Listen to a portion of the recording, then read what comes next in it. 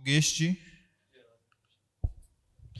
श्री हरिवंश महाराज श्री, आपके चरणों में कोटि कोटि प्रणाम। महाराज जी, मेरा सवाल गीता जी पर आधारित है। गीता जी के अध्याय 9 में श्लोक संख्या 4 में भगवान श्री कृष्ण ने कहा है कि ये सब संसार मेरे निराकार स्वरूप में स्थित व्याप्त है, संपूर्ण प्राणी मुझ में स्थित हैं, परंतु मैं उनमें स्थित नहीं हूँ तथा वे मुझ में स्थित नहीं हैं। परंतु हम तो संतों से सुनते हैं कि भगवान कण कण में हैं। महाराज जी, कृपया इस श्लोक को समझाने की कृपा करें। जैसे शरीर पंचभूतों से बना है, अब इसमें पंचभूत प्रवेश ना करें। पंचभूतों से बना है और पंचभूत कहें कि मैं इस देह में प्रवेश नहीं करता हूं और मेरे से ही ये देह बना हुआ है, तो उसी बात को भगवान घुमा के कह रहे, केवल समझना है। जब पहले से तो प्रवेश क्या करें, वही इंद्री बने, वही मन बने, वही त्रिगुण माया बने, वही सारा खेल, तो किस में प्रवेश करें? दूसरा हो तो उसमें प्रवेश करें ना, वही तो बने हुए है ना। यही तो बात समझा रहे हैं। और शास्त्र की वाक्य से घुमा के होते कि बिना भागवतिक बुद्धि के आप उसे समझ नहीं सकते हैं।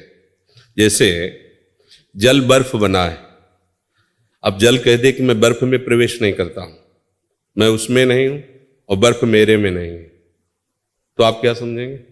विनोदी तो समझेंगे ना, क्योंकि जल ही बर्फ बना है, बर्फ ही जल स्वरूप है। नहीं समझ में आई अभी है? पहले से ही भगवान वहां विद्यमान है तो प्रवेश क्या करे? पहले से ही विद्यमान है, इन्हीं रूपों में विराजमान है, तो प्रवेश क्या करे? वो समझना है भगवान की उस वाक्य महिमा को। भगवान ऐसे वाक्य बोलते हैं कि जैसे जादूगर जादू दिखाता है तो जमूरे को पता है, सबको नहीं पता है। ये कैसे सोने का सिक्का निकाल रहा है और चांदी का सिक्का निकाल रहा है, अगर वो निकाल लेता तो वो काहे को गली गली डोलता, वो जानता है। तो ऐसे ही भगवान के वाक्यों को कोई भगवत अनन्य तन्मयता प्राप्ति की भक्ति जान सकता है, दूसरा नहीं। भगवान जो कहते हैं कि मैं उनमें प्रवेश नहीं करता, वो मुझ में नहीं है, क्योंकि वही वो बले हुए हैं। समझनी ये बात। महाराज जी, जप में राधा वल्लभ श्री हरिवंश की अपेक्षा राधा नाम में ज्यादा मन लगता है, कृपया दोनों में से किसी एक नाम को जपने का। हाँ, तो जपो, हम तो जब उपदेश देते थे कहते राधा या राधा वल्लभ श्री हरिवंश नाम जप। जय ठक्कर श्री हरिवंश महाराज श्री, क्या संसार में रहकर भगवत प्राप्ति का निश्चय किया जाए तो प्रभु पथ प्रदर्शित करते हैं? हाँ, बिल्कुल करते हैं। वही सर्वगुरु हैं, सबके गुरु जितने भी महात्मा हैं, सब उन्हीं के वचनों और उन्हीं के चरण रज के प्रताप से गुरु बनते, महात्मा बनते। जगत गुरु भगवान सबका हृदय में ज्ञान उपदेश करके परमार्थ का पोषण करते हैं। गुरु बनाने के पहले भी तो वही पकड़े हुए थे, किसी का भी कोई जो गुरु नहीं वर्ण किया था तब भी तो वही जगत गुरु पकड़ के लाए, वही तो संभाल रहे हैं। गुरु तो अब मिले हैं, पर जगत गुरु तो तुम्हें गर्भ से ही संभालते चले आ रहे हैं। उन्होंने मनुष्य शरीर दिया उन्हीं जगत गुरु ने, और वही जगत गुरु गुरु रूप में आकर के उपदेश कर रहे हैं। पर प्रधानता वही गुरु है, वही भगवान ही सबके ज्ञान दाता है। कोई अहंकार करके अगर बोले कि ऐसा वैसा, तो वो केवल माया का विलास है और कुछ नहीं। तरंग बहुत मुझ में ताव दे, समुद्र के ऊपर अटखेलियां कर रही है, उसी का है सब कुछ। समुद्र का ही तो स्वरूप है तरंग, और वो तो ऐसे ही कोई ज्ञान के अभिमान में तो अलग बात है। नहीं तो जगत गुरु भगवान ही सबके गुरुदेव हैं। वही गुरु रूप में आकर के भी बंदों गुरुपद कंज कृपा सिंधु नर रूप हरि ही ऐसा आकर वो क्या सर्वेश्वर सर्वगुरु, गुरुओं के भी परम गुरु भगवान श्री कृष्ण है, भगवान श्री हरि है, इसमें कोई संशय नहीं। वो गुरु मंत्र ले या ना ले, हरि सबको दुलार करके सबको सतमार्ग बताते हैं। उनकी बात मान जाए तो उसका कल्याण हो जाए, और बात ना माने तो गुरु बना लेने पर भी नरक मिलता है। बात ना माने तो गुरु बना लेने पर थोड़ी कि परम पद मिल जाता है, उसको भी नरक मिलेगा अगर आचरण बुरे करोगे। भाई, आप किसी भी डिपार्टमेंट में सरकारी हो जाए और वहां आप उसके कानून के हिसाब से न चलेंगे तो जेल आपको भी मिलेगी। ऐसा नहीं है कि केवल चोरों के लिए ही जेल है। अगर आप अच्छे आचरण करेंगे तो आपके लिए अलग कानून है, बुरे आचरण करेंगे तो चाहे जितने कानून के पदाधिकारी हो तो भी आपको दंड मिलेगा। ऐसे ही अंकित जी, महाराज जी के चरणों में कोटि कोटि नमन। महाराज जी, आजकल के जो बच्चे हैं जो संसारिक कॉलेज आदि में रहते हैं, आपका सत्संग सुनते हैं या संतों का सत्संग सुनते हैं तो उनमें प्रेरणा होती है कि वो नाम जप करें, और वृंदावन धाम वास करें, बट माता पिता अनुकूल नहीं रहने के कारण वो कैसे वृंदावन वास करें इसकी तो हम प्रेरणा नहीं करेंगे, लेकिन हम कहीं जा नहीं पाते, पर हमारे हृदय में एक ललक रहती है कि हमारे जो नौजवान हैं ये थोड़ा तो सत्संग सुने, थोड़ा तो शास्त्र स्वाध्याय करें, क्योंकि अपने को वो ऐसे बर्बाद कर रहे हैं कि उनको महत्व ही नहीं पता अपने जीवन का। वो शराब पी करके उन्मत्तता में ऐसी गाड़ी चलाई, मर गए, ऐसे आचरण किए, गोली मार दी गई, ऐसे आचरण किए, जेल पहुंचा दिए गए। नौजवान बच्चे उन्माद अवस्था, उनको पता नहीं, या स्वयं ऐसे आचरण किए कि अपने जीवन को ही बर्बाद कर रहे हैं। तो थोड़ा शास्त्र स्वाध्याय और सत्संग हो तो कम से कम उनको दिशा तो मिले। जंगली जानवर जैसी वृत्ति हो रही है, जंगली जानवर को केवल उदर पोषण, मैथुन, नींद, बस इतना ही सुहाई देता है। अपने मनोनुकूल भोग मिले, सोने आराम को मिले, चाहे दूसरा किसी स्थिति में पता नहीं, सामने वाले को क्या कष्ट हो रहा है पता नहीं, केवल अपनी वासना की पूर्ति अपना। तो ऐसे लोग न माता पिता का आदर करते हैं, न गुरुजनों का आदर करते हैं, न शास्त्र का। तो मनमानी आचरण करने के कारण अमूल्य जीवन को ऐसे व्यर्थ में नष्ट कर देते हैं, व्यर्थ में नष्ट कर देते हैं, बिल्कुल व्यर्थ में नष्ट कर देते हैं। ये जितनी भी गंदी बातें हैं, मदिरा पान करना, मांस खाना, जुआ खेलना, व्यभिचार करना, ये सब महापाप है। बुद्धि को भ्रष्ट कराकर ऐसे जीव को नष्ट हो जाता, ये समझ में नहीं आता। मनुष्य शरीर बड़ा अमूल्य है बच्चा, ये बार बार नहीं मिलता है। मान लो 84 लाख योनियों में एक बार कृपा करके मिल गया। अब जैसे आपने अच्छे आचरण किए तो आपको हो सकता है अगला जन्म मनुष्य जन्म मिल जाए, जो चूक हुई उसको सुधारने, लेकिन आप ऐसे मिटिया मेट कर दिए। 1000 रुपया दिए गए, एक के पूरे 1000 बर्बाद कर दिए, तो अगली बार पिता तुम्हें 1 रुपया भी नहीं देगा। हाँ, आपने 9 से अच्छी जगह खर्चे किए, 100 चूक कर दी, तो आपको अगली बार भी चांस मिल सकता है। ये तो ऐसे पूरा का पूरा जीवन बर्बाद करना है। तो इसलिए मुझे लगता है सत्संग तो सबको चाहिए, पर वृंदावन वास करना या वैराग्य ले लेना, इसमें थोड़ा विचारणीय विषय है। गृहस्थी में यदि रह करके, माता पिता की सेवा करके, अच्छी कमाई करके, परिवार का पोषण करके धर्म पूर्वक चला जाए, तो मुझे लगता है कि इससे भी भगवत प्राप्ति होगी, और ये बहुत बढ़िया है। क्योंकि कलिकाल है, अपनी इंद्रियों को बराबर संयम में रखना बहुत कठिन बात है। पूरे जीवन संयम में रखना, भाई साल 6 महीना की बात हो तो चलो लिखित ले लो, हम गंदा आचरण नहीं करेंगे। आजीवन कभी भी अगर चूक हो गई तो संसार तुम्हें बर्दाश्त नहीं करेगा, कभी भी, पूरे जीवन में। अब आज का खान पान, आज का दृश्य, आज का समाज, तो नए नए बच्चे जैसे जुड़े ना, तो हम प्रभु से यही मनाते रहते कि बस इनकी रक्षा करना, इनकी बुद्धि शुद्ध रहे, क्योंकि बुद्धि शुद्ध रहेगी तो पार हो जाए। अब हम ये कम चाहते हैं कि कोई वैराग्य ले, अंदर से वैराग्यवान बने और गृहस्थी में रहे, कमाए खाए, परिवार का पोषण करे। क्योंकि देखो, जब कोई शासन करता नहीं होता तब फिर धीरे धीरे बुद्धि ढीली हो जाती है। इसलिए चाहिए कि गृहस्थी धर्म में रहे। अगर मन थोड़ा भी फिसड्डू नजर आवे कि फिसल सकता है, तो वैराग्य नहीं सोचना चाहिए। फिर घर गृहस्थी में ब्याह करे, धर्म से चले, माता पिता को भगवान मानकर उनकी सेवा करे, और जवानी है खूब मेहनत करो, धर्म से कमाओ, दूसरों का हित करो, मंगल करो, भगवान प्रसन्न हो जाएंगे। हाँ, वृंदावन वास या भगवत प्राप्ति, फिर तो ऐसी बात होनी चाहिए कि हमारे आसपास सारे विषय हों, फिर भी मेरा मन चलायमान ना हो, ये पहले चेक कर ले, क्योंकि ये आग का खेल है, इसमें फिर चूक हो जाती है तो बर्दाश्त कोई नहीं करता है। हाँ जी, अपने श्रीमुख से राधा नाम देने, राधा राधा, इतना तो जरूर है। जैसे आप लोग नजदीक आए, उनमें से कोई शराब न पीना, मांस न खाना, जुआ न खेलना, पराई बहन बेटियों की तरफ गंदे आचरण मत करना, इतना साधु समागम का इतना तो हो, भजन करो, भगवत प्राप्ति, ये तो बहुत आगे की बात। पहले इतना सीख ले कि जीवन में कभी हम शराब नहीं पिएंगे। क्यों बच्चा है? नहीं पिएंगे, नहीं, आगे के लिए भी कह रहे हैं। क्योंकि नए बच्चे हो ना, जैसे नए नए बच्चे कि यार क्या बाबाजियों के चक्कर में फंस के तुम, मुझे लगता है माता पिता को भी चाहिए कि कहीं ना कहीं अपने भक्तों के संग से बच्चों में संस्कार डालने चाहिए। तो अब आज का समय ऐसा है कि टेलीविजन और ऐसे चरित्र दिखाए जाते हैं कि महात्माओं पर श्रद्धा ही नहीं रह गई। कुछ मतलब गंदे लोग इस भेष का दुरुपयोग करते हैं, कि भाई देखा पूज रहा है मनमानी आचरण, तो इसको ऐसे डाल लिया। ना कोई गुरु परंपरा है, ना कोई वैष्णव संप्रदाय है, ना कोई भजन पद्धति, बस डाल लिया मांगना, ये दुनिया के दलित दुराय करना।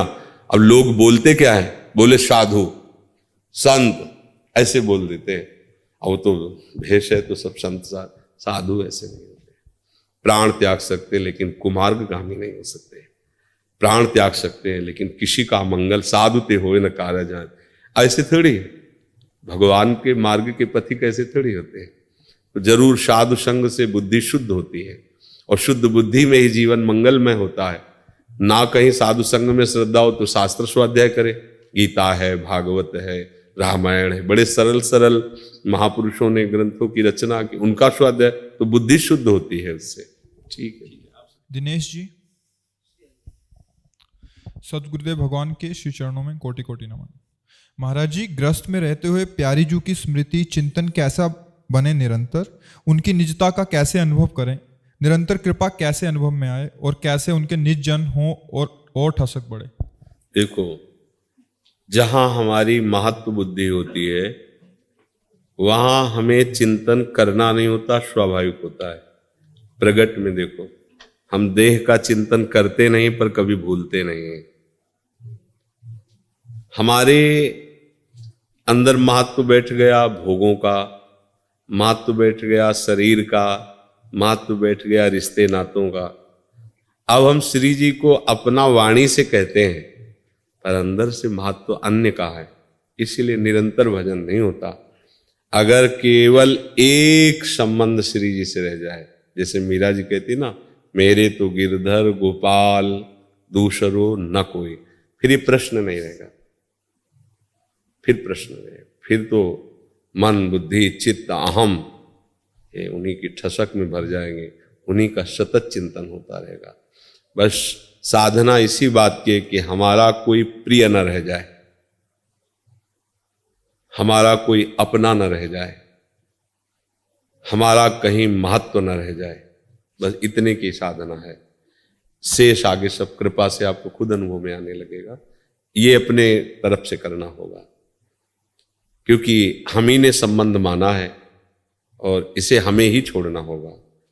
अगर हम माने हुए संबंधों का राग बनाए रखे तो हमारा पतन हो जाएगा। तो कोई कहे गृहस्थी में कैसे त्यागे, भाई बाबा जी तो सब त्याग के बैठ जाए, लेकिन गृहस्थी में राग त्यागने की बात कहते हैं। राग त्यागने का सहज उपाय है, हमारा जिससे जो संबंध है हमें उसके प्रति क्या कर्तव्य करना है, बस ये करते रहें। उसका हमारे प्रति क्या कर्तव्य है ये मांग ना करें तो राग का त्याग हो जाएगा। समझ पा रहे? ये हमारे माता है, हमारे पिता है, हमारी पत्नी, हमारा पुत्र है, ये हमारा इनके लिए क्या कर्तव्य है उसका आप पालन करो तो राग नष्ट हो जाएगा और प्रभु से अनुराग होने लगेगा। हम फंस कहां जाते हैं कि हम इनके पति हैं तो इसका हमारे प्रति क्या कर्तव्य है, हम इनके पुत्र हैं तो इनका हमारे प्रति क्या कर्तव्य है। हम अपने कर्तव्य को तो छुपाए हुए हैं, अपने कर्तव्य को तो देख नहीं रहे, उनका हमारे प्रति क्या कर्तव्य होना चाहिए, बस इसी में हम फंस जाते हैं। इसे कहते हैं राग, और जो राग का परिणाम होता है द्वेष, क्रोधावेश, तभी अपने पूज्य जनों पर वो हाथ उठा देता है, गाली देता है या घर में लड़ाई झगड़ा करता है। कारण उसका होता है वो सही समझ ना होने के कारण, नहीं तो घर में रहते हुए भी वो महात्मा है।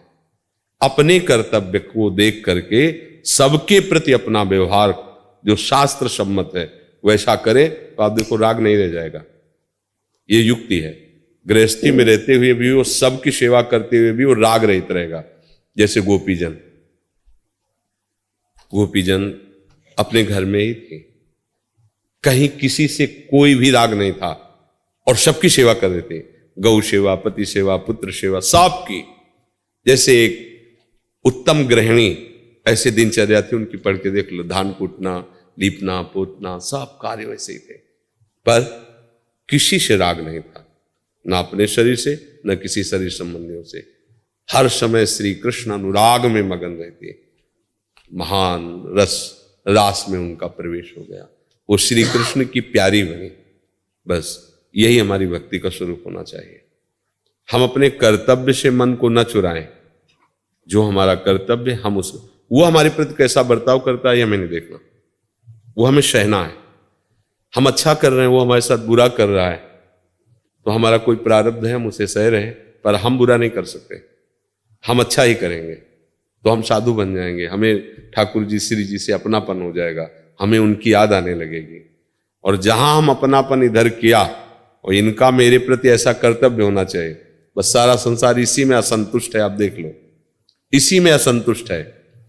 हमने इसको पढ़ाया लिखाया और ये हमारे साथ ऐसा बर्ताव, ये क्योंकि उनको भगवान का भरोसा नहीं, भगवान का आश्रय नहीं। उन्होंने तो आश्रय नाशवान शरीरों का लिया, जल रहे हैं, अशांत हैं।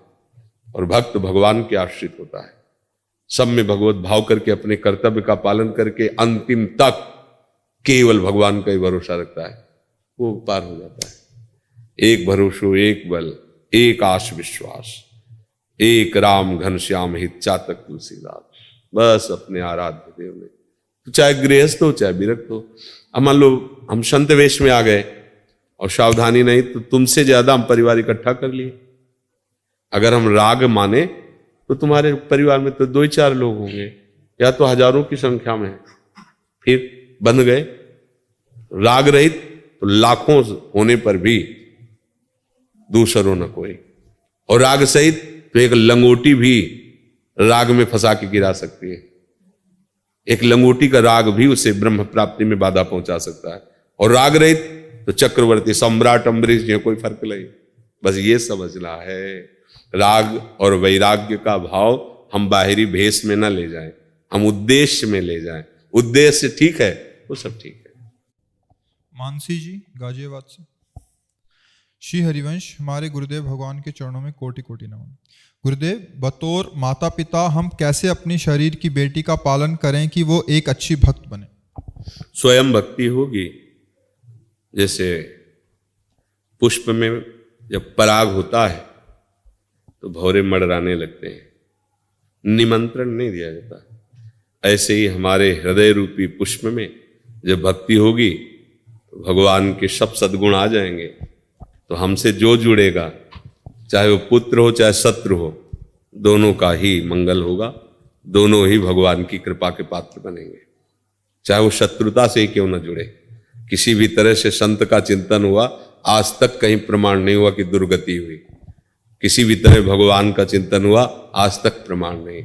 जिन्हें ऋषियों ने शाप दिया, उन्हें वो वस्तु मिली जो बड़ी बड़ी साधनाओं से नहीं मिलती है। जैसे नलकूबर मणिग्रीव, नारद जी शाप दे रहे, जा वृक्ष हो जा, पर कहाँ के? नंदालय के। लालजू का साक्षात्कार, उनका स्पर्श प्राप्त होता है। तो संतों का जो हृदय होता है वो भगवत सद्गुण से युक्त होता है, और उसी के प्रभाव से वो शत्रु और पुत्र में कोई भेद नहीं देखते, वो अभेद भाव से सब में अपने प्रभु को देखते हैं। जब आप ऐसी भावना रखोगी तो पुत्री का किसी को भी आप भक्त बना सकती हो। मम भक्ति युक्तो भुवनम पुनातो, मेरी भक्ति से युक्त भुवन को पावन कर सकता है। अब हम तो प्रपंच का चिंतन करें, विषयों का चिंतन करें, मोह ममता में फंसे और बच्चों को परमहंस बनाना चाहें, असंभव। पहले खुद अपने आप को भक्ति के रंग में रंगे तो उसकी सुवास, उसके आचरण उस पर प्रभाव डालेंगे, नहीं तो असंभव है। भगवान कृपा करें तो ये बात समझ में आ जाए।